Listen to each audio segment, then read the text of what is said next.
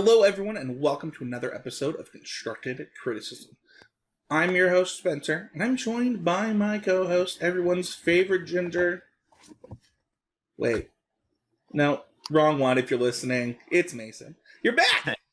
I'm back, baby. I've been gone for, God, what should have been like just about 7 weeks now, I guess. I guess for the listeners, it's about 7 weeks because I was on that one episode. But I'm back. I'm ready doing the podcast. I'm all the way back in now. Won't be gone for anything unless something crazy happens. So expect to hear me all the time, for better or for worse. It's always for better, man. I missed you a lot. No, I missed y'all too. It was fun listening to the episodes. I listened to a couple my first couple weeks and fell behind and listened to a bunch in a row on the plane / like commute across the country to the Pro Tour. How did we do without you? I think y'all did pretty good. I liked it, a lot of it. Oh, thank you. Welcome. Thank you. We still missed you. Nice, and you can't beat a grizzly bear. Let's just be honest. I can beat a grizzly bear. All right. Speaking of beating things, let's talk about trying to be better at that and be always improving. Mason, you've been gone for a while. The always improving is the point of the show. While you've been gone, what was your always improving moment? So I had a bunch of little ones and things that I could do, but something happened at the Pro Tour that I think was a great one, and so I kind of wanted to bring it up here. So as you all know, I was gone doing a work thing that I can't talk about right now, really. And we came back here.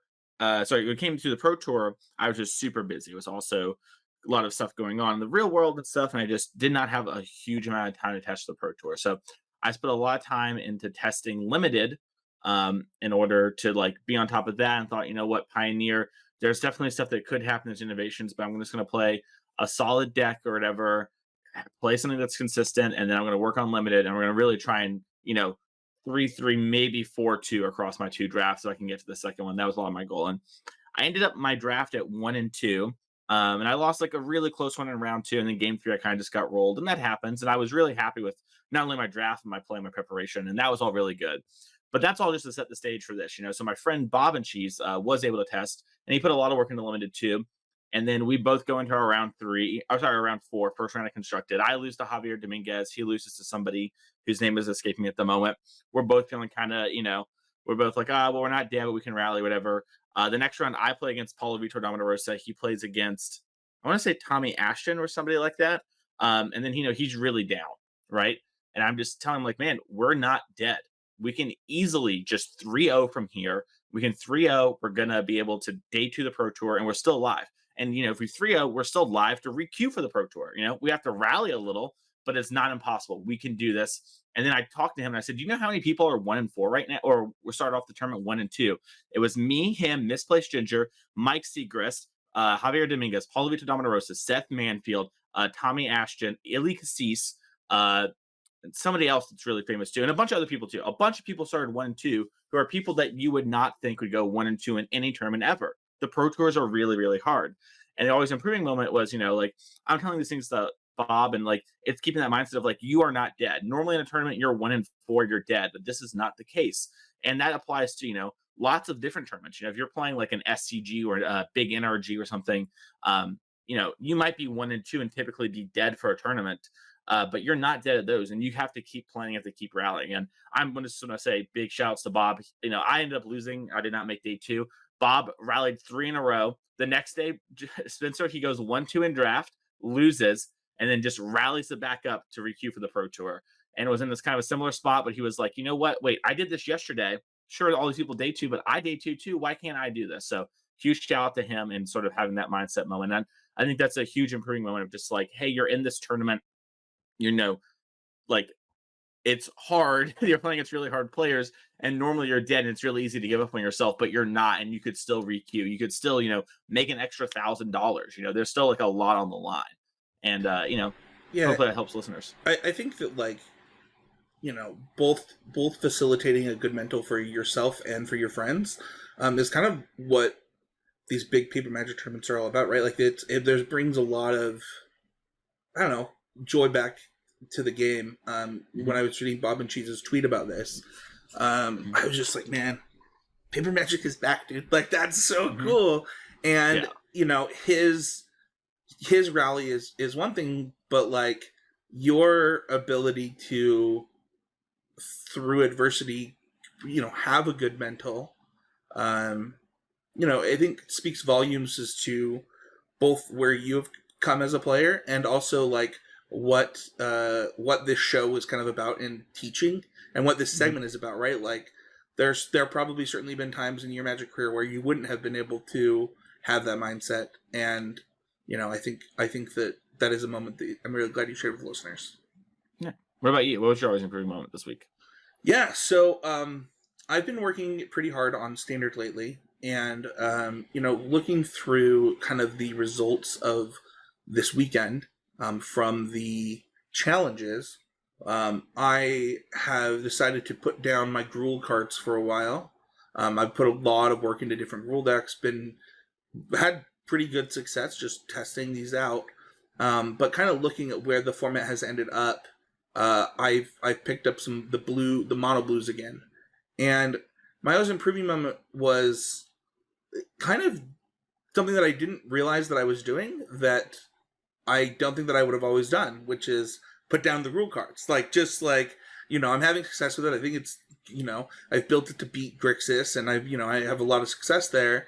And I still was able to just be like, you know what though, in this format, I think that I can beat mono white. I can beat the invoke decks. I can beat the 5-color decks. I can beat the Grixis decks, all with mono blue cards. And I don't know that I always had the.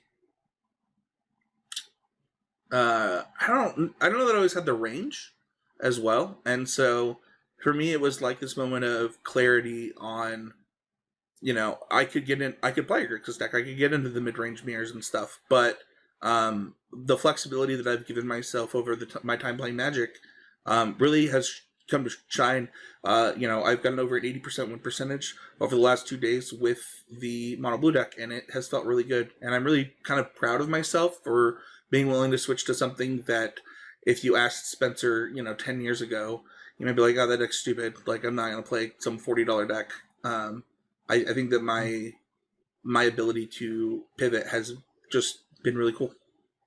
Yeah, that's awesome. It's really easy to build up shorthand, right? And so much of Magic too is a lot of the onboarding to getting kind of better is learning a bunch of shortcuts and heuristics so that you can sort of start to learn the more complicated stuff, right? But then you have to go back and remove those shortcuts and understand why there are times to do things like you're talking about, right? Like, it might not be right to play mono blue every weekend, but if right now it's really good or these trends continue, it's like, well, maybe this deck's beatable, but if players aren't doing things to beat this deck, I don't really care.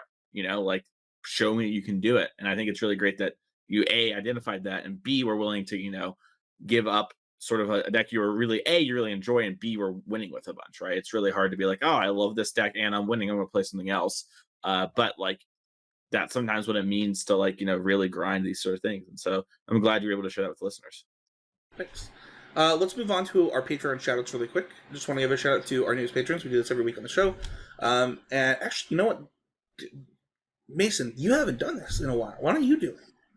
Yeah, so shout out to Omar and Josh I believe is how. Your name has 2 H's. No, I definitely spelled that wrong. That's my bad.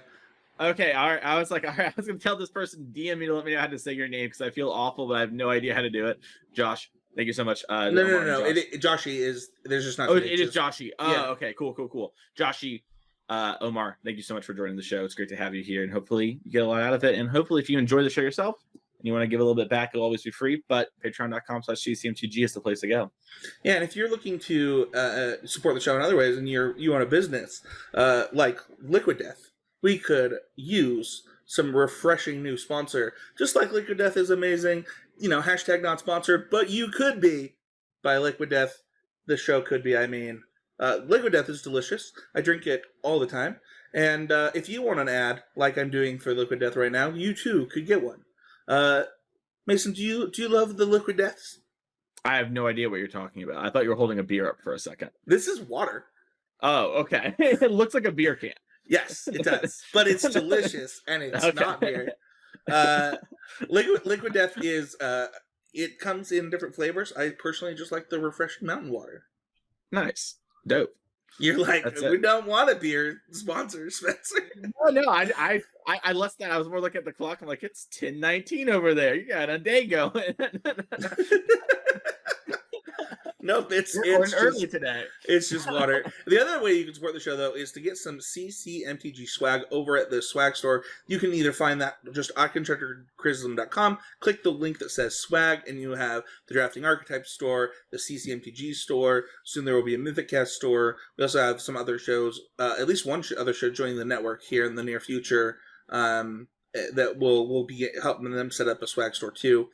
But yeah, it's a great way to support the show. You can get T-shirts, you can get life pads, tons of stuff over there. So Awesome! I'm excited to see it. yeah, I hear that the one and only Ape Stein wants to get like the big desk mat. So instead of using a playmat, you get a full-on desk mat with CCTG on it. That's dope. I had to check into that and see exactly what the parameters of that are. I have like kind of a weird older desk that still works, but I bet it probably covers this. Yeah, So I'll probably. have to check that out. Also, Abe will be back next week. We're recording early and getting stuff in to try and make it work. I just realized we didn't say where Abe was. He'll be back. Don't worry. Abe died. Everyone, no, no, he'll be back. He'll be back. Let's go into our main topic, though. We want to talk about the kind of our reactions to the Pro Tour, and also Mason, kind of your prep, your event. You've talked about it a little bit, but for those who might not know, like, what was the deck that you landed on? So I ended up playing mono white.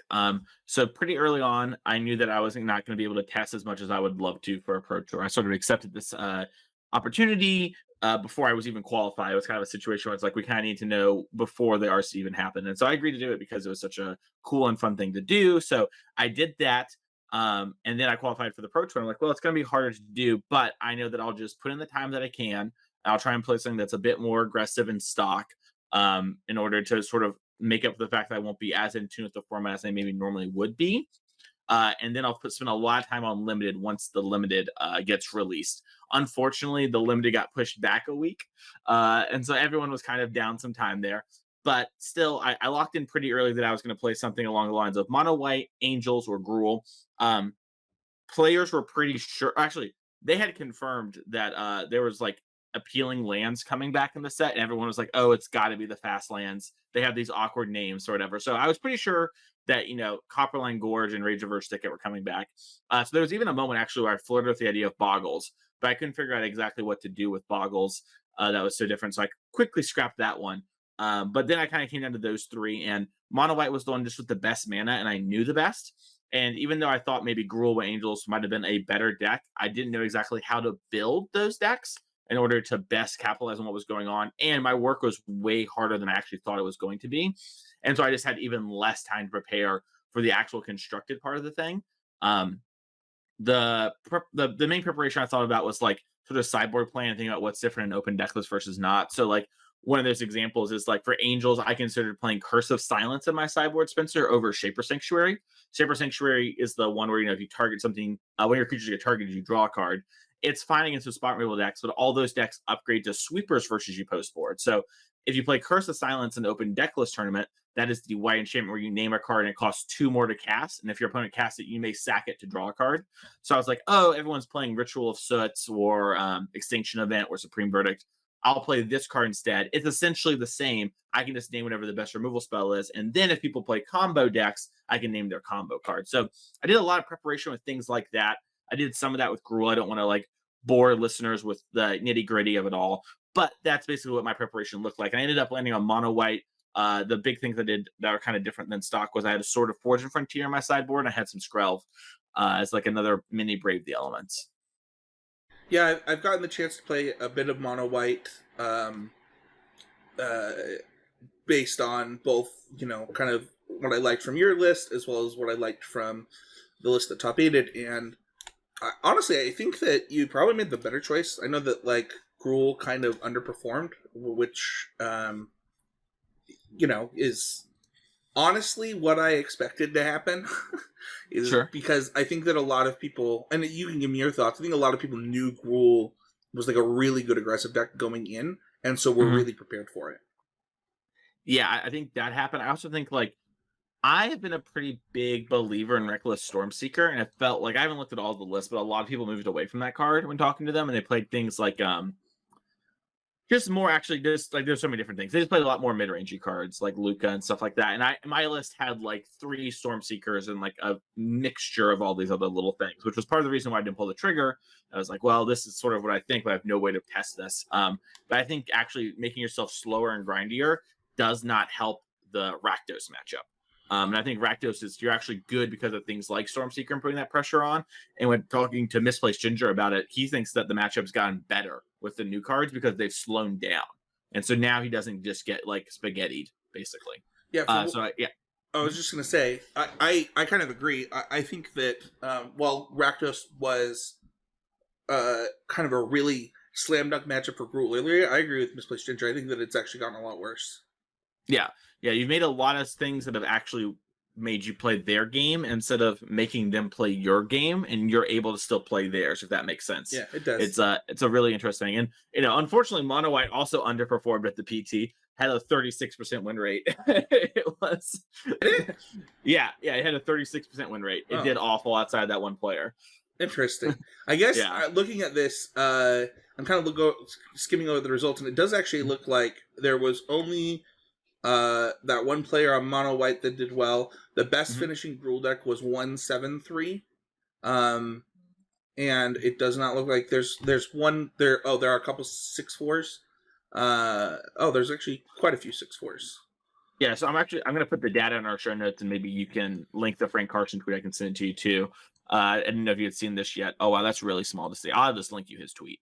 Anyways, yeah, the data, which is always a little dubious, and this at the bottom of our show notes, Spencer. Wow, that hyperlink is awkward. Anyways, the data shows that like Mono White didn't do great. I will admit that this data is a little skewed. The Melee wouldn't let me drop from the tournament, so it should have 2 less losses. It should have 2 less things removed. But jokes aside, it I think it was like a fine-ish deck. I think you needed to do stuff like the person who top aided the Pro Tour and sort of build your deck differently in order to survive in this metagame. But ultimately, I wish I had sort of pulled the trigger on Angels. Angels had a small player like size or whatever, so it's like an overly large win rate at 63%. But I do think that deck might have had a really good weekend if you just loaded up on Lotus Field Hate and played things like Curse of Silence for your interactive matchups as well. So wish I pulled the trigger on that. It's a good always improving moment of maybe trusting my gut and trying to really just forcing that little extra bit of time. So Interesting. I for some reason I thought I saw another tweet that had data that showed this a little differently. I definitely trust Frank Carson though. So kind of going over this, what stands out to you as far as like results go? So a couple big things, to me at least. So Absent Greasefang did great. That's a deck that has like ebbed and flowed in metagames. Like before, the RC players were kind of bigger on it, and then it fell off.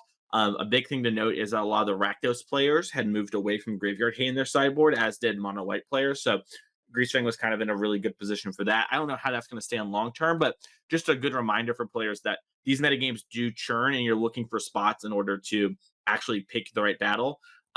Another thing that jumped out to me is Omnath. That's actually the deck that our friend Bob and Cheese played. Omnath had one of the better win rates across the tournament at 61%. That deck, I think, is actually, it looks really bad. I mean, when I saw it, I was just like, that deck does not look like a deck. Like, it's probably fine. I trust Bob, but like, I was very skeptical, and it plays out much better than it looks on paper. So that's the thing, that if you like Nivtalite type decks, I'm a pretty big believer now that I think Omnath is basically the same deck, but better because your cards are cheaper and your like payoff card is easier to cast and just comes down sooner. So that's the big one. And the last one is, and it's sort of in the same line as Greasefang. I'm curious to hear what you think about all this as well, Spencer, is that the Indomitable Creativity deck had a good win rate with a pretty good sample size with strong players. But it was a really well-positioned weekend, and that people on Pioneer are just too stubborn to switch off the decks that they know are good, and they should be picking their spots more. Yeah, so one on the creativity deck, I do think that when I saw that deck, I think it was like almost 2 months ago that top aided the challenge, right? Fun fact, that was Vincent who top aided the challenge to that deck, the person who lost in the finals. Oh, was it? Yeah, That's it was so his funny. team. His team had the deck. Yeah, Well, I knew that they talked about that on coverage. I didn't realize that was the player who first top aided the challenge with it. So Matt Kling and I had discussed the deck quite a bit. going into coming out of that tournament. And it I think that overall the sideboard plan in which the Channel Fireball team came up with looked really solid, and I Hmm. think really helped the deck a lot. I do think that it was a great weekend for the deck, but I also think that the deck was inherently more powerful than I had it in my head, like when Hmm. brainstorming about it. The other thing that I'll say that we haven't mentioned yet is there were multiple Auras decks that did well at this Pro Tour. Hmm. Like that to me, we have two decks that, in my opinion, were non-factors from a lot of players going into the format, going into the tournament, and now they have to be on people's radar. The other thing is, I wanted to mention the Greasefang numbers really quick. That I was surprised to see it at that high of a win rate. It historically, to me, has been a deck that was really easy to hate out. Hmm. And I don't know if this means that people were less prepared for it because they were caring about other things, or if maybe like the deck's just better than I think it is. I think it's a little A and B. I think Greasefang, like you said, is a deck that is you can hate out, but you do have to mean it against Greasefang, right? And you'll also, if you look at the Arclight win percentage, Arclight is like plus EV in basically every matchup now because no one has Go Blanks or a bunch of Hearses in their sideboard. So I think it's a deck that kind of like we talked about before, you need to sort of pick your battling spot for it. I also think its main game plan of uninterrupted is really strong. It's just when interrupted, it falls apart. So you have to pick your battles. I think they did a really good job picking for the weekend there, though. And as for auras, I think that auras, like I mentioned before, the thing I kind of discarded. I think the thing that I didn't think about enough that I should have gone back and looked at was Skrelv in the deck as a way to protect Light Paws. And going so hard on that, I think that is the huge like difference maker, and it sort of turns it into like the best version of heroic we have right now in the format. Like that deck was a thing 6 months ago, but kind of fell off. This deck has some more built-in protection from that sort of thing, and I think it is beatable. But once again, like Greasefang, you find the right weekend for it, you hit the right matchups, you're almost unbeatable. Yeah, Scrub is a card that I think a lot of people under. I think we talked about it on our set review, but I think it's a card that a lot of people underestimated. Hmm. Um, and I think that both in the mono white deck it really impressed me, and in this deck it really impressed me too. Yeah, I will say for what it's worth, I put it in my Angels deck as well, and it was theoretically really good. You have no one drops in your deck, and all you have like so many cards you're trying to protect because your deck doesn't function if you don't have them. So Sure. I think Skrelv was a huge winner from this Pro Tour slash this format. I love that card a lot. Yeah. Talk to listeners really quickly. You had mentioned kind of the Omnath deck. Hmm. Uh, what do you what is that deck doing that you think makes it go from this thing that looks like not a deck to, oh, this deck's actually quite good? There are a couple things real quick. Let me very quickly. I'll pull up Bob and Cheese's actual Pro Tour deck list here. It was his team, Team Sewer Rats with Canister in them. They're the ones that came up with that deck. I believe it was one of their other teammates who had him. Bob jumped on it here. But one of the things that I really like is that the Niv to Light strategy itself is actually, I think, sort of good, except it makes you play all these awful cards to enable Niv Miss It, right? Like Niv Miss It just come. It's like kind of strong, but you need to hit off it to be strong, and you need to also like how do I say this? Resolve Niv Mizzet consistently. And Omnath is still hard to cast in Pioneer, but like comes down a turn sooner and actually stabilizes your life total in a way that Niv Mizzet does not. So I think that structural change, while seeming small, I think is actually huge. The other big get is Elishnorn. It's just a one of in this deck, but the way it works with cards like Leyline Binding and Chain to the Rocks and works against those cards is huge. And allows for your bullet cards to actually be a little bit stronger. So I think in general, the Bring to Light strategy was always fairly close to being pretty good. But players were just too hyper focused on Niv Mizzet and didn't look to be like, okay, well, I need this sort of value. It turns out you actually don't need all that overwhelming amount of value. You can just play these normal good cards and you will just kind of interact and trade with your opponent and run them over.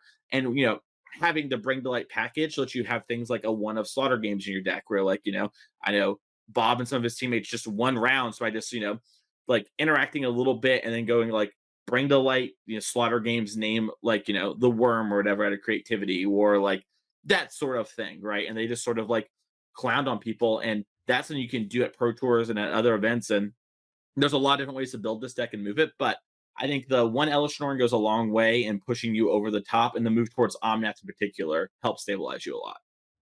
Some decks that we haven't mentioned, just kind of wanted to talk about Lotus Field decks. Hmm. They What's interesting to me is if you look at the results of Pioneer over the last like I don't know month and a half, Hmm. uh, the deck was on the rise and then it fell again and then it went back up.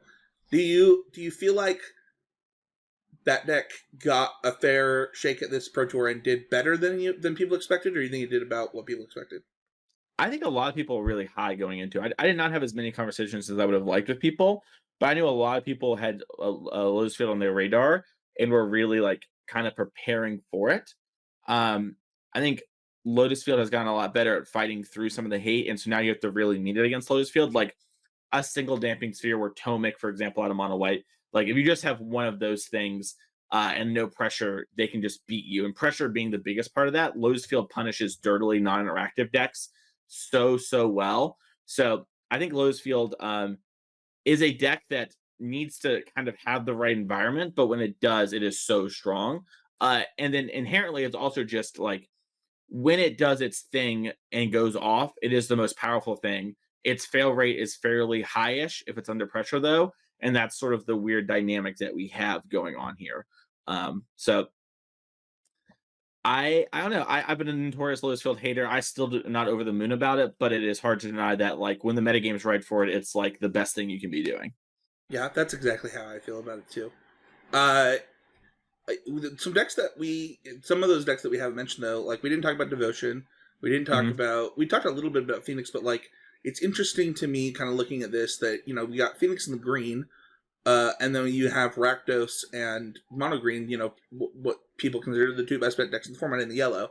Um, I find that events like Pro Tours and stuff that a lot of the time, a lot of people will just be like, I'm just going to bring what I perceive as the best deck, and Hmm. it actually can drag down the win percentage quite a bit. Yeah, it definitely can. Also, players are aware of these decks, right? Like if you're not like if you're on Team Channel Firewall, for example, or Team Handshake, right? And you're not playing these decks, it's because you believe you have a pretty good matchup, and those teams consist of some of the best players in the world, right? Like Paulo's no fool. Like he knows the mono green stuff is strong if you do it, and he likes winning more than he likes, not playing green, right? So like if it's the best thing to do or it's unbeatable, he might actually do it within a point of reason. So I think that going into these events, whenever you play the best decks, they are strong and still really good, and they're by no means bad, but they are going to be more targeted than maybe at other events. And this is the thing that happens. I think the more competitive your tournaments get, I'm curious to hear you say about this, Spencer. But basically, I think the more focused everyone is on winning and not just playing Magic, the more things like this can occur, right? Like if you and I go and play a local RCQ or something, not everyone there has the goal of wanting to play the RC, which is totally fine and valid. You can play Magic any way you want, but that means that there's going to be more random things in the room, which means like these more inherently strong decks can just perform and you can build your sideboard differently. At the Pro Tour, you need to build and think differently. Everyone's there is to win and everyone's metagaming. There's no one's like, maybe there's one person there who's just there for the fun or whatever, but basically everyone's there to win, right? So the metagame and everything changes and moves pretty drastically. And that's why you'll see things like people take these shots on Grinning Ignis combo, or they'll play Jund Citadel because they like think they figured something out, or like they're trying to exploit a metagame. Yeah, and honestly, I completely agree with all of that. And if you think about it, it also means that not only do these best decks have a target on their back, everyone knows about them, like everyone. So, and because of what Mason's mentioned, where everybody's trying to win, it means that everyone has a plan for you. Mm-hmm. You're not gonna run into like you're not gonna run into like goblins, at the Pro Tour to get you a dub. They're going to play against people that have a plan for you, and it honestly makes it even more impressive just how well just shout out to Misplaced Ginger because he just like totally crushed the constructed rounds of this tournament Mm-hmm. with a deck that he believed in. Yeah, believed and made very public. Derek, I think had one card different or two cards different from his challenge winning list from his Pro Tour list, and spent a lot of time like debating. It's not like he just locked it in. I worked with Ginger for the Pro Tour, but like he made his process and everything very public and was very open about it. And a lot of people just played decks very similar to Derek's going into the Pro Tour. So, and also like so the numbers are 104 wins, 120 losses for Rakdos mid range, right? For a 46.4 win percentage. that's like a good sample size and everything. It's also really close to, just being like 50% or whatever, which is about, which you is know, the deck. yeah, your Jund deck's gonna oscillate from 45 to 52% win rate, right? Like Yeah, that's just what you're doing. So it's kind of performed as expected, but that just shows how good this deck can be, and then this shows how much room there is still for innovation, right? Like speaking of the Pro Tour top eight, Shota played 3 Mutavaults in his deck, right? Like, and he did this for the RC as well in his region that he won. But like there's a lot of things still left to do and explore in those decks, and a such lot a of room for funny expression. comment, by the way. It was What? Shota playing this regional. It's just like, Yeah. it's like, what is happening to us? Yeah, well, he's got Mutavaults and he's winning. So, I kind of want to wrap this up, but I wanted to ask your opinions on. I'm asking all your opinions because you're on the test of the Pro Tour, and because I missed you and I haven't talked to you forever. mhm. What do you think the format's going to be like going forward? So that's been the $1 billion question. To keep it a buck, I've not thought about it too much. Because I've just been trying to prepare for standard and I got some life changes recently. My main thought is this is that Indomitable Creativity I expect to be everywhere for a bit. Anytime any deck wins the Pro Tour, it's gonna go up. And then anytime someone who is a known pro and someone who's really popular and really good does well, a deck does extra well. So Reed Duke winning the Pro Tour with this deck, I expect Indomitable Creativity to stick around for a while. I'm curious to see what the Rakdos players do in order to sort of hate on that deck. I know that Ginger, there are builds for that deck he really doesn't like playing against. So there are builds he really likes playing against. So I didn't get to talk to him too much on the nitty gritty where he landed with like what Reed was playing, but I'm curious to see how players adapt. And I think that we're just going to see players be willing to play combo more after the PT, where before it's like, yeah, your combo deck is green and that's it. I think we're going to see a rise in those, and I think we're going to see a rise in Gruul and Angels. Angels has still got like some meme baggage over it. A lot of players think Angels is just a joke because historically they have been, but they are not a joke in the Pioneer format. So those would be my big guesses for the format moving forward. I'm curious what you have to say. Yeah, so I personally think that Auras is a deck that people are going to gravitate towards, and so is creativity. I'm going to gravitate towards creativity. I think that Mhm.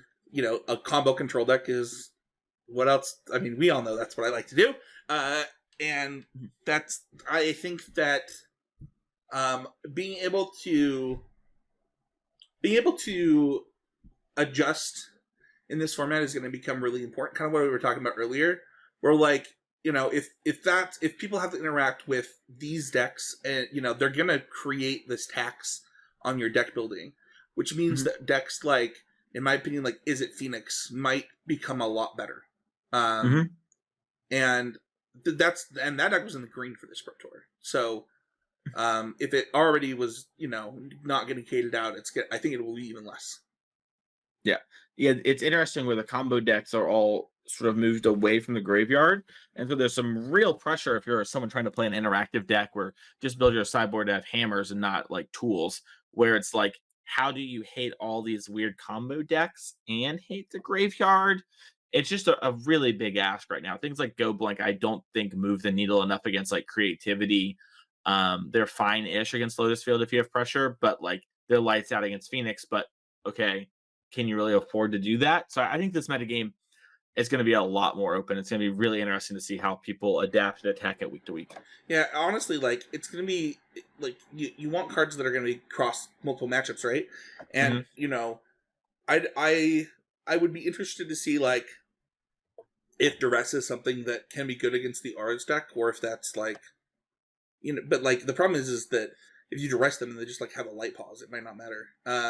Yeah, especially the first light pulse goes a long way, right? So, yeah.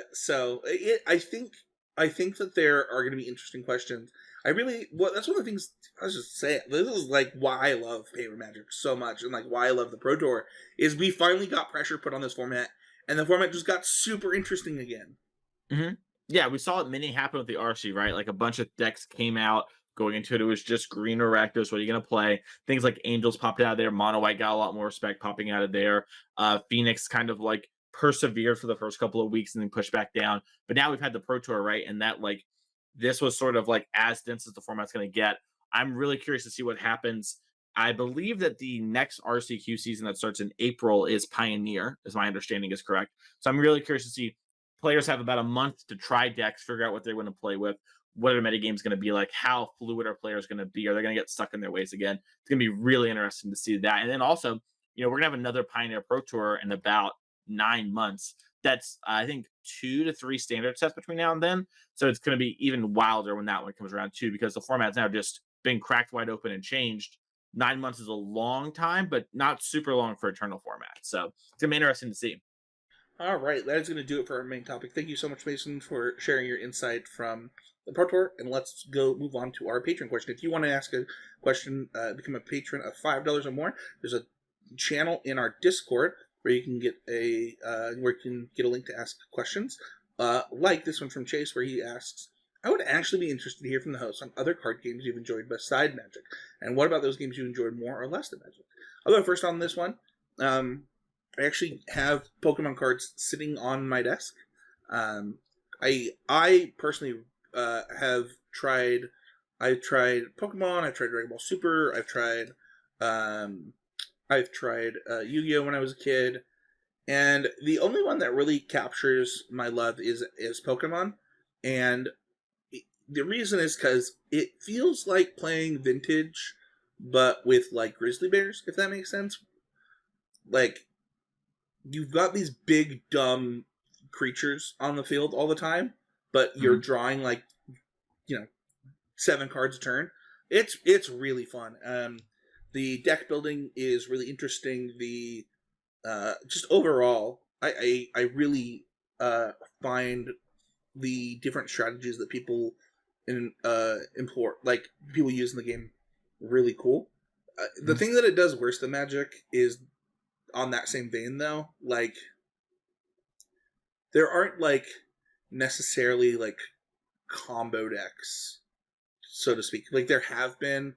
There was like a Jolbug deck that I think it's the name of the Pokemon that like was basically an aggro combo deck, and stuff like that. But overall, the format is typically like a lot about resource management, which I like. I like resource management. So Nice. what about you? I've played a bunch of different card games in my life. There's a lot of things I love and dislike about a lot of them. I'll talk about Marvel Snap, I think, because that's my most recent one. I love Marvel Snap. I think it is the best card game since Hearthstone. I've played a lot of them that have come out since then. The thing I like about Snap is a fewfold. One, games at most are like 4 minutes long. If you rope and use all your time every single turn possible, you're talking about 4 minutes. And it fits a surprising amount of depth and strategy in just like during that time. And they've recently released their challenge mode. They're gonna have certain tournaments. My LGS is actually gonna run a Marvel Snap tournament because my LGS owner loves the game, and so super fun. I'm actually can't wait to play in that. But Marvel Snap is just a really cool game. Has a really cool IP. The cards are very simple and easy to understand. And one of the biggest complaints about the game is that you can't get the cards you want, which does kind of suck. But if you think about it less as that and more of like, oh, this is an experience and a challenge. It's like I'm playing a sealed deck that gets better and better over time. How do I overcome these challenges? It's pretty interesting because they do give you a set, like a lot of the base tools you need, and you can have decks. Streamers do a thing where they like play with only the cards that you're guaranteed to get, and they hit the highest rank possible, right? So it's a game where you don't have to have the cool, flashy cards in order to do crazy stuff, but you get to unlock those, and it's a really cool. Like I've had the experience personally. I've been playing since beta, where it's like, oh, I unlocked this really cool flashy card. I can't wait to play, with Hazmat, for example, is the card's name. It's like, so I play a bunch with Hazmat, and I unlock Gambit. And I'm like, oh, I can't wait to play with Gambit. So I tried playing Gambit decks for a while. So that's really fun, and it really brings out the fun creativity part of a card game. And they release so many cards that it's actually almost impossible to keep a full collection by design. That's a choice they're actively making. And I think it's so great. It sucks if you're like a top tier tournament player, but it's just a really fun card game. Dude, you just like reminded me of like the days of like cracking boosters as a kid, at, and being like, oh, I'm so excited to play this new card. That's so cool. Yeah, the game's awesome. If you haven't tried it, I highly suggest it. The other way that you can interact with the show is leave a YouTube comment. And depending on what it says, it might make the show. Like this one. Just wanted to point out a correction for you guys. The Pioneer RCQ is April to August, and it feeds the RCs in the fall, which actually feeds PT4, not Barcelona, which is PT3. I love it when people leave these type of comments for what it's worth. It makes our job a lot easier to deliver the right information when people, so honestly, just like nicely, like do this. And so I just want to say thank you to Random Karn for saying that. Yep, I agree. Thank you for correcting them on that, not me. I didn't get that wrong. Don't be silly like that. I knew Dallas went straight to Barcelona for sure. For sure. That's going to do it. If you want to check out the rest of the Constructed Criticism Network, head on over to constructedcriticism.com. Leave a like, leave a sub, leave a review, leave a comment wherever you can. It helps grow the show more than basically anything. So, and they got them reviews on the Spotify now, Mason. So, we need them. We need them reviewies. Where can people find you? You can find me over on Twitter at Mason E. Clark. You can find me at twitch.tv/TheMasonClark. You can find me every week over at Card Kingdom writing. This week it's all about the Pro Tour and sort of like a mini version of what we talked about today, but there's also deck lists and things like that. So if you want to check out that, you should definitely do that. And then I'll say it here, and then I probably won't mention it too much on the show after that, but I am doing full-time coaching now. That is my job. So if you've been wanting to do coaching in the past and that's something you want to do, feel free to reach out to me. You can reach out to me via email at masoneclark@gmail.com, or you can reach out to me via Twitter or anywhere like the Discord if you're a patron of the show. Happy to help you out. I get a lot of questions about like, oh, is it just modern coaching? Is it just four color? What exactly? I try to hyper specifically focus on giving you the tools to improve at Magic and succeed long term. We can do things like standard, pioneer, modern, whatever. But honestly, a lot of the times it's focusing on the fundamentals and really teach you how to fish. My goal is to make you not need to do coaching as quickly as possible. And, I've had a lot of people that have gone out, learned some topics, and come back for more advanced stuff. And hopefully I can help you with that. That's something you're needing. So that's the way they can do it. Spencer, where can they find you? Yeah, you can find me at Spencer13H. You can find me every week on the Need to Nerd podcast, and then once a month on Mythicast and Smash Through, an always improving podcast about getting better at Smash with two noobs. If you are interested in my services for coaching, just head on over. Shoot me an email. Honestly, is probably the best way. Just SpencerHowland@gmail.com. It's super easy to remember. And yeah, don't forget to also check out our other co-host, Abe, at More Nothings on Twitter. Thank you, everybody, so much for listening. Mason, so great to have you back. And great to be back. Can't wait to see Abe's big smile next week. Oh, I love Abe's smile. See you guys all next week with another episode of Constructed Criticism.